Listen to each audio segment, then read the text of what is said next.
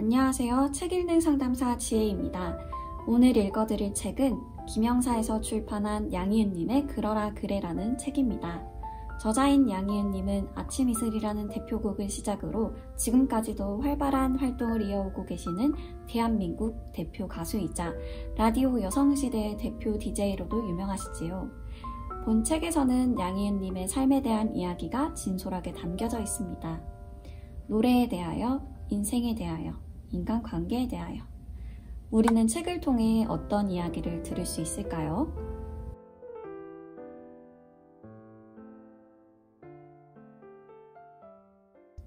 우리 집 앞 동물병원에 피골이 상접한 개가 119 구조대에 실려왔다. 그 개를 간신히 살려놓았다며 누가 데려다 잘 기르면 좋겠다고 수의사가 말했다. 그놈에겐 눈물 없이는 들을 수 없는 사연이 있었다. 중소기업주였던 개 주인이 부도를 맞이하게 되어 살던 집이 없어지고 마당에서 기르던 콜리종의 강아지와 13평 정도 되는 아파트를 간신히 얻어서 살게 되었다. 맘 편히 키우던 이전 집과는 달리 좁은 아파트에서 키우다 보니 행여 이웃에게 들키면 못 기르게 할까봐 가두어 놓고 없는 듯 쉬쉬하며 살았단다. 먹고 살기 힘든 와중에 사료값도 떨어진 지 오래되어서 굶주리는 개가 불쌍했던 주인은 먹다만 찬밥 덩어리를 주었다. 한데 굶주렸던 그놈이 허겁지겁 삼키려다가 그만 밥덩이가 목에 걸리고 말았다. 갑자기 일어난 일인데다 그 개가 눈이 뒤집어지고 숨을 못 쉬는 바람에 119까지 불러서 겨우 동물병원에 왔다는 것이다. 개 주인은 수의사에게 사료를 실컷 먹일 수 있는 집에나 갔으면 좋겠노라며 영돌이라는 이름을 알려주고 울먹이며 돌아갔단다. 마침 개를 기른다던 콜리가 좋겠다던 조카 승현이가 매일 동물병원으로 찾아가서 개와 낯을 익히기 10여일 만에 영돌이는 희경이네로 왔다. 어린 날 TV에서 보았던 명견 넷이나 용감한 린티에 나온 개를 콜리로 알고 있다면 똑같은 콜리인데 어쩜 저리 미안하고 송구스러운 얼굴일까 싶게 영돌이는 겸손의 극치, 준욱의 극치를 얼굴에 담고 있었다. 영돌이는 먹이를 가득 주어도 이걸 먹어야 하나 어쩌나 한참 뜸을 들이다가 지적지적 먹으면서 시원찮게 회복했다. 그간 너무 굶주려서 위가 줄었다고 했다. 계단을 무서워해서 늘 안고 계단을 오르내려야 했다. 덩치가 커서 소변도 한 번 보면 작은 시내를 이룰 정도인데 아파트에 갇혀 지내던 버릇인지 산책 중에는 절대 볼일을 안 보고 꼭 집에 들어와서야 일을 봤다. 산책 반경이 너무 커지면서 드디어 동네 뒷산까지 오르던 날 영돌이는 너무 좋아서 흥분하더니 갑자기 내 다리가 풀리면서 쓰러졌다. 그놈을 들쳐업고 병원에 가니 의사는 간질인가 보다며 콧잔등과 내 발끝을 주삿바늘로 찔러 피를 내었다. 그러자 영돌이는 살아났다. 내친 김에 정밀검사를 하니까 한쪽 귀와 눈이 멀었다면서 그래서 계단을 두려워하는가 보다라고 했다. 그러던 어느 날 아주 심각한 발작이 있었다. 일어나려고 안간힘을 쓰다가 여러 번 넘어지면서 머리를 쿵쿵 계단 모서리 등에 받치고 말았다. 우리는 사지를 주무르면서 영돌아 영돌아 부르며 안쓰러워할 수밖에 없었다. 그러던 중 남편이 목줄을 풀어주다가 이게 뭐야? 하면서 손으로 무언가를 만지작거렸다. 영돌이의 목에서 목걸이를 잡아낸 것이다. 얼마나 꽉 조였는지 풀기도 힘든 그것은 아기 때 메어준 개벼룩 방지용 목걸이였다. 세상에 이런 걸 메고 죽지 않은 게 용했다. 긴 털에 가려져 여러 번 목욕을 시키면서도 몰랐다.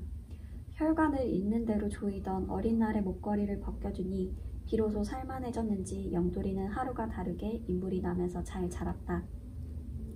나는 영돌이의 멋진 긴 털에 가려져 아무도 몰랐던 그 목걸이를 보면서 내 삶에도 틀림없이 저렇게 중요한 부분을 옥죄고 있는 편견, 열등감, 자격지심이 있으리라 생각했다. 우리는 누구나 가슴속에 상처 입은 어린아이를 품고 살지 않는가. 나는 어린 시절의 상처를 치유하지 못했다. 마음속 깊이 그대로 있다. 스스럼 없이 내 속의 어린아이를 만나 위로하고 화해할 수 있을까? 어쩌면 끝내 철이 안 드는 것도 좋은 일일 것 같다. 어린 시절부터 솔직한 표현을 하지 못하고 욕구를 억제하면 겉으로는 멀쩡해 보이지만 눌렀던 용수철이 반동으로 더 튕겨져 올라오는 것처럼 어느 날 갑자기 걷잡을 수 없는 반란을 일으킬 수도 있다. 작은 일부터 표현하는 연습을 하고 어린아이처럼 자신을 자주 드러내는 게 정신 건강에는 좋을 것이다. 난 누구와 있을 때 제일 편한가? 곰곰이 생각해보니 생긴 그대로 있을 수 있는 관계가 제일 편한 사이 같다. 스스럼 없이 마음속 어린아이를 다 보일 수 있는 사람과 함께 상처를 서로 들여다보며 토닥여주는, 상처를 훈장처럼 자랑할 수 있는 시간을 보내고 싶다. 어렸을 땐 흉터 하나만 갖고도 친구와 종일 얘기를 나누며 놀 수 있었는데 어른이 되면서 모든 상처를 영도리처럼 멋진 털로 그럴듯하게 가리고 아픔이나 상처는 보이지 않도록 조심하면서 산다. 자신의 아픈 부분을 더 깊숙이 쪼여서 영도리처럼 버둥대며 뻗을 때도 있다. 털어내면 아무것도 아닌 상처, 비슷한 아픔에 서면 차라리 가벼울 수 있는데 상처는 내보이면 더 이상 아픔이 아니다. 또 비슷한 상처들끼리는 서로 껴안아줄 수 있으니까. 얘기 끝에 서로의 상처를 상쇄시킬 수도 있다.